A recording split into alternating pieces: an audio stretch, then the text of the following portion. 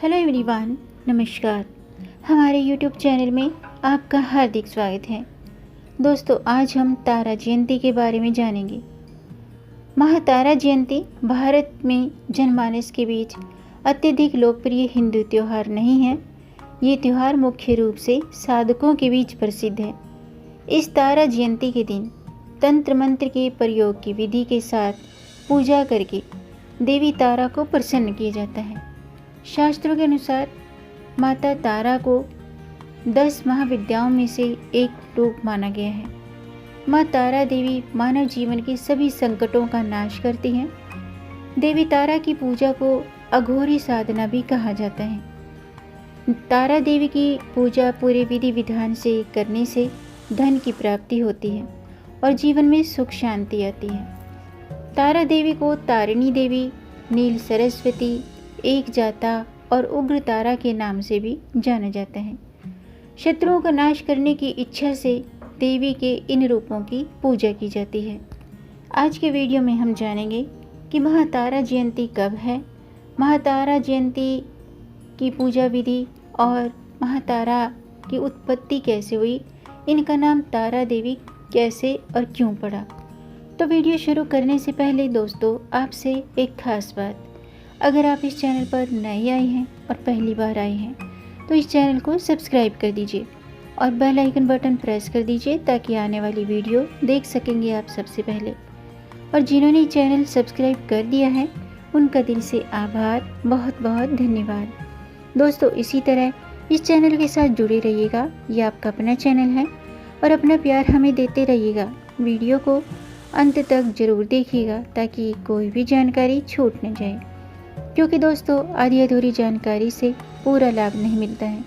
इसलिए हमारे साथ अंत तक बने रहिएगा। तो आइए शुरू करते हैं।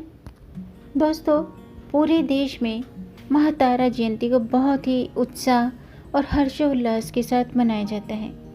तारा जयंती को चैत्र माह की नौमी तिथि और शुक्ल पक्ष के दिन मनाया जाता है। विशेष रूप से तंत्र मंत्र की साधना करने वाले लोगों के लिए तारा जयंती के दिन माँ तारा की उपासना सर्व सिद्धि कारक मानी जाती है।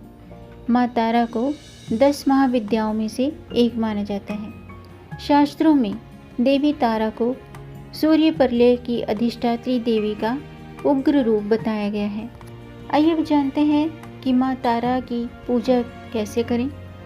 माँ तारा की पूजा विधि।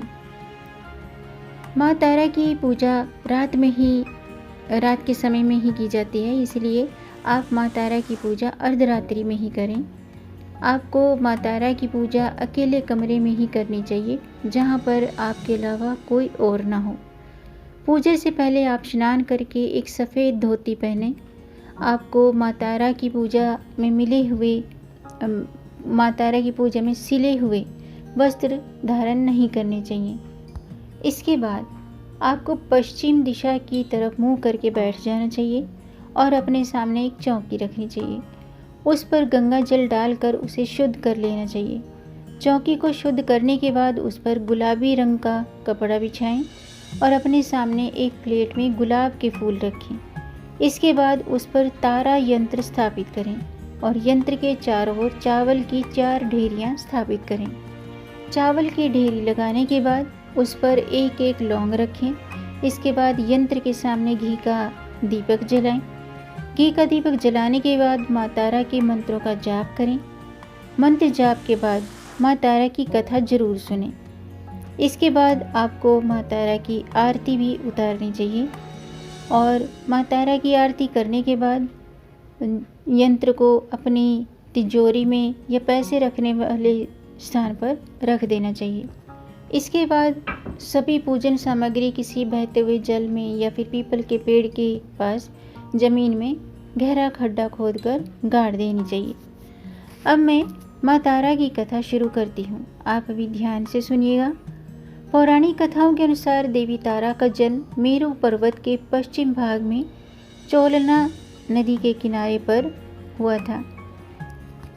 स्वतंत्र तंत्र के अनुसार देवी तारा की उत्पत्ति तट पर हुई थी और हयग्रीव नाम के एक दैत्य के वध हेतु देवी महाकाली ने ही नील वर्ण धारण किया था।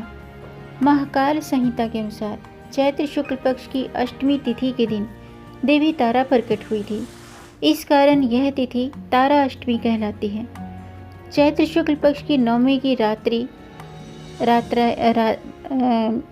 रात्रि को तारा रात्रि कहा जाता है। सबसे पहले स्वर्गलोक के रत्नद्वीप में वैदिक कल्पोक्त तथ्यों के तथा वाक्यों को देवी काली के मुख से सुनकर शिवजी अपनी पत्नी पर बहुत प्रसन्न हुए थे और शिवजी ने माँ पार्वती को बताया कि आदिकाल में भयंकर रावण का विनाश किया, तभी आपका यह रूप तारा नाम से विख्यात हुआ। आइए जानते हैं तारा जयंती का महत्व। दोस्तों, चैत्र माह की नवमी और शुक्ल पक्ष के दिन माँ तारा की पूजा करने का नियम है। देवी तारा मनुष्य के जीवन में आने वाली सभी मुश्किलों को दूर करती हैं, संकटों और परेशानियों से छुटकारा दिलाती हैं। माँ तारा की साधना को पूर्ण रूप से अघोरी साधना माना जाता है। अगर कोई मनुष्य तारा जयंती के दिन माँ तारा की साधना करता है तो उसे अलौकिक सुख के साथ साथ शांति और समृद्धि भी प्राप्त होती है। जो भी मनुष्य सच्चे मन से माँ तारा जयंती के दिन तारा देवी की साधना करता है, माँ तारा उसकी सभी मनोकामनाओं को पूरा करती हैं। इसके अलावा तारा जयंती के दिन माँ तारा की पूजा करने से धन से जुड़ी समस्याओं का भी अंत हो जाता है। माँ तारा को मुक्ति प्रदान करने वाली देवी माना जाता है। बताया जाता है कि इस त्यौहार को बड़े ही धूमधाम से मनाया जाता है। आइए अब जानते हैं कि महातारा जयंती 2022 में कब मनाई जाएगी। हिंदू पंचांग के अनुसार चैत्र मास के शुक्ल पक्ष की नवमी तिथि को महातारा जयंती का पर्व मनाया जाता है, यानी कि 2022 में 10 अप्रैल को तारा जयंती मनाई जाएगी। आइए अब जानते हैं कि महातारा जी की उत्पत्ति और तारा देवी नाम का कारण। दोस्तों, सृष्टि के निर्माण से पहले संसार में कोई भी तत्व मौजूद नहीं था। चारों तरफ अंधेरा था और माँ काली जी मौजूद थी। जब शक्ति नहीं थी, उस समय ब्रह्मांड में प्रकाश की एक किरण का जन्म हुआ जो महातारा के नाम से जानी जाने लगी।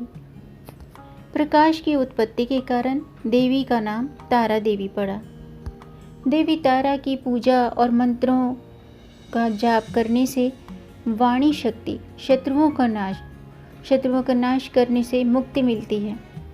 शत्रुओं का नाश करने के लिए शत्रुओं से छुटकारा मिलता है। इस दिन देवी माँ के मंत्रों का जाप करना चाहिए। पूजा के साथ साथ माँ तारा के मंत्रों का जाप करना चाहिए। मंत्र इस प्रकार है: त्रीं ह्रूं ह्रूं ह्रौं फट्।